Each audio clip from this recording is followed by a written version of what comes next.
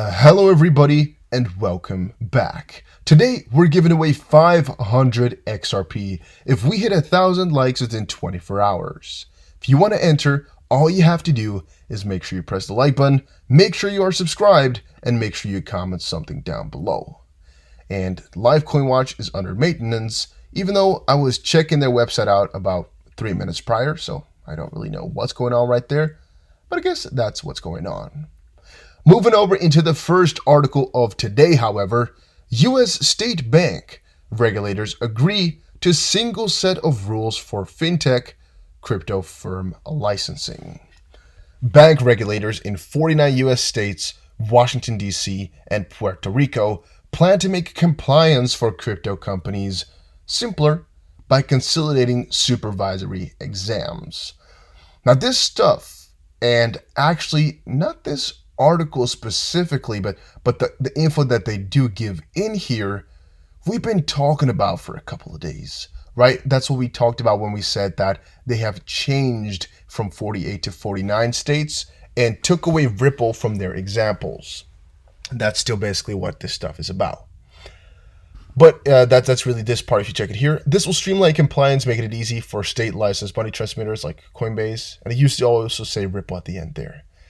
The good part about this article and about the info that they give here is that we're seeing progress, and we're seeing that literally the whole US is working on this, and that it's also not like state by state that it's all going slow, but everybody's complying with all of this. And thus, if a couple of these companies want to get some, I guess, regulatory approval, or they want to get something arranged in one state, they don't have to go do state by state. You know, they can just literally get themselves kind of an agreement for all states, because they literally will have the same rules, and thus that will most likely save a lot of money, a lot of effort. And with Ripple, one of the biggest issues that they do have is the regulatory department.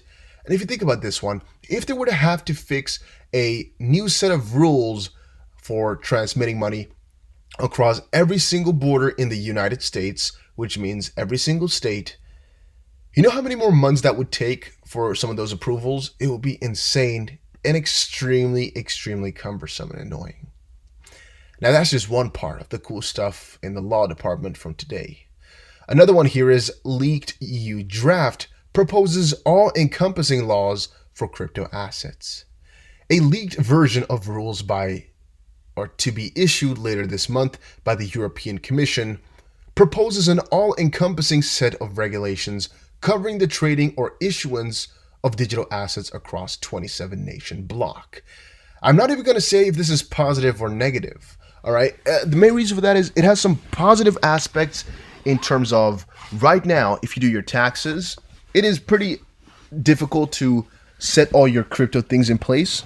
It's not as obvious, and things like that will become more streamlined, which are to a certain degree nice, to a certain degree more annoying, because, I mean, there's more rules to think of.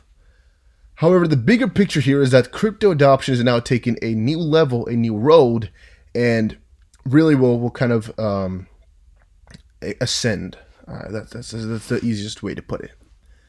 Europe's markets in crypto assets draft legislation provides legal certainty around crypto assets, cryptocurrency, security tokens, and stablecoins. Along the same lines as Europe's markets in financial instruments directive, what annoying words, a legal framework for security markets, investment intermediaries, and trading venues. The takeaway is that Europe intends to treat crypto the same, there it comes, as any other regulated financial instrument, which will doubtless provide legal clarity.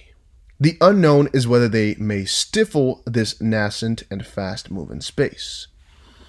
So yeah, all I can say about this one is really freaking good, guys. Really, really good. Hopefully this pushes through. Hopefully we get it out sooner rather than later, because the longer they wait, the more changes might be coming, and the less of a chance we have of this really being the truth. However, as of this point, it's all just a little bit of speculation, though. No promises, no nothing like that.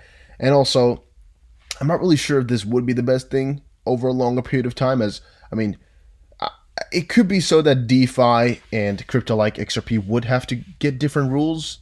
I don't know, I'm not too sure. Because DeFi, I mean, it's a lot easier to lose your money in that than with a lot of other projects like stablecoins. However, then again, I'm also thinking like, stablecoins might need different rules as well since they're stable and they need to be regulated properly to be stable. If you guys get me on that one. Yeah, they all kind of have their same troubles, even though they're different, and they all have a different kind of set of kind of things that apply to them. However, kind of a general rule book, I think is good. The simple thing Trump doesn't get about the stock market. I've actually been reading into the stock market and crypto for a very long time here. And one of the things I've been noticing is that oh my days, this scared the crap out of me. It's so freaking loud. Oh my days. But yeah, one of the things I noticed here is that the correlation, even though some say it is ridiculously good, it is really quite surprising in my opinion. So right here we can see correlation tool show correlation of the last 1 year, 2 years, 180 days, 90 days, whatever you want. And if you do it for, let's just do actually 1 year here, what you're noticing is that the correlation between Bitcoin, for example, and the S&P 500 is only 0.25. And for example, between XRP and the S&P 500, it's about 0.29. Now, for all of you that are not really familiar with statistics or probability theory or anything like that, 1 is perfect positive correlation, -1 is perfect inverse correlation. So that means, like XRP goes up $1. If the correlation is 1, then S&P goes up $1. If the correlation was -1, XRP goes up $1, S&P goes down $1. And it really does not say anything about the kind of the consequence type of thing, if you guys get me right there. It's not like there's no causal saying here like, okay, if XRP does something, then S&P will do something because of it. It just says, that there's a kind of a connection in what they do. You guys get me, hopefully, right there. Hopefully you also know what correlation means. I'm just not sure everybody knows that's watching. Well, basically, though, if you look at it a little bit further, which I decided to do here, it's actually quite apparent that if you check from 2017 June up till now, that only since the last, 6 months here, has there been any correlation at all? Because everything here, even this 0.1, 0.11, I'm considering as no correlation at all, right? Which is the S&P 500 versus XRP. Only now since March, it was first at -0.01, which basically means no correlation at all, because 0 is a perfect, I guess, no correlation at all, which means you can't really say there is a connection between them, right? They have no the same patterns, and thus they just don't really connect to each other in that way.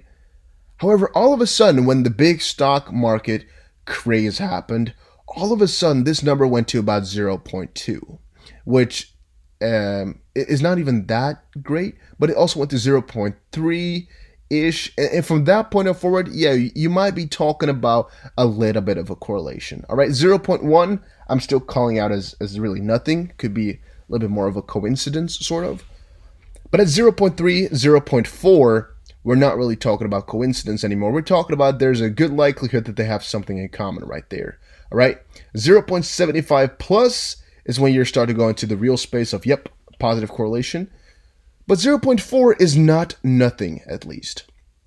We would have to do a little bit more statistics to really find out the exact stuff. But all right, and here's for rolling 180 days. You guys get it once more? And if we check out rolling 90 days, in comparison, this stuff is really not that big, all right? And even 0.2, I'm still considering as nothing, because if you can roll it over 90 days, you can still see it gets a little bit higher here. Yep. This is even 2016 that we get to. But the highest point has really been now, and here it's at about 0.4, 0.5. Yeah, that's pretty damn crazy, guys. That's pretty damn crazy. Let's actually do 2 years to see it as well. See what that shows us. All right, if we do 2 years, so a roll over 2 years, it's actually 0.14. Okay, so that actually shows nothing at all. Even then, now it's nothing.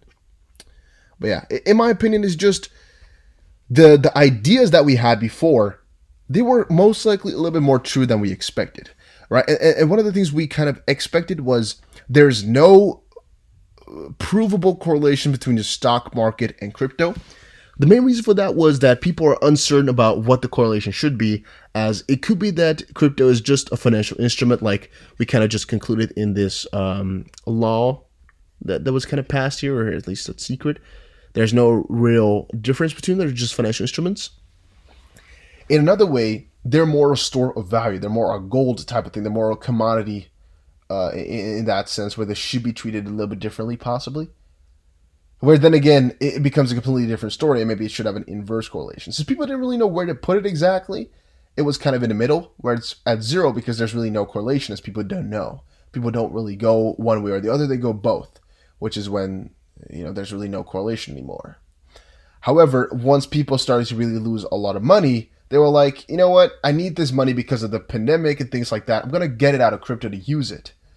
That's when you start to see people take money out of the stock market and out of crypto. And that might be an explanation for it. People just needed their money, and that's when everything kind of comes together and things get correlated. However, what is really obvious to me by looking at these numbers, especially if you roll them over 90 days, is that there's really nothing to be said about what the correlation is going to be looking like in the next couple of months and the next couple of years, as it's just a complete shit show. All right, that's the easiest way to say it. There's nothing which I can fetch from this which shows me, what's going to be happening. Maybe if we look at all these different surges and then try to compare exactly what happened, but even then, I don't think it's really going to be too feasible for you to do that. All right, the worst it ever got to is minus 0.2 or something like that. But it really stays within this boundary except for right now. All right, and there are some massive changes from minus 0.2 to plus 0.2-ish, which is still a pretty big difference. But still, is there something we can really fetch from this? Is there really something that we can, conclude? I'm going to say no. And I'm even going to say that there's not really a good correlation right now, which might be coming, yes, but is not there just quite yet. Amongst crypto themselves, yes, some good correlations. Between crypto and stocks, I'm going to say no. I'm going to say there's not really a good correlation, and, it might be coming. But as of this point, just the crypto stuff is just a lot different, and people don't know how to value it just quite yet. And then to talk a little bit about Ripple and Swell. Yes, Ripple Swell EU was today. Was there anything that you missed? No. Was it anything special? No. Is there another big Ripple event coming up? Yes, October 15th and 14th. It's going to be the official Swell altogether, the whole worldly Swell instead of just regionals, in this case Europe. And that's the one I'm really going to recommend you guys to watch, because that's when some real stuff comes on. At this smaller Swell, just from our region here, there was really nothing too exciting about it, if you think about it, because, well, yeah, it just talks about what's happening in Europe specifically, but then again, it kind of doesn't. And the codes, by the way, for all of these were just the region in caps with Swell behind it. So it was just Swell, it was actually the other way around. Swell NA, Swell MENA, Swell APEC, Swell EU, maybe? I'm thinking it's going to be EU. I actually did not even try it. I've checked it all out, though. There's nothing you missed. It's no worry if you didn't check it. You can always download them afterwards, by the way, if you want them, if you want to check it all out. However, don't worry too much about it. This bigger Swell event, though, that's what we're going to be watching out for, as that's what's, it was really popping and where we see some newer stuff. Thank you all for watching this video, though. Hopefully you all enjoyed it. If you did, make sure you press the like button and subscribe, and I will definitely see you guys again in another crypto video. Take care, everybody.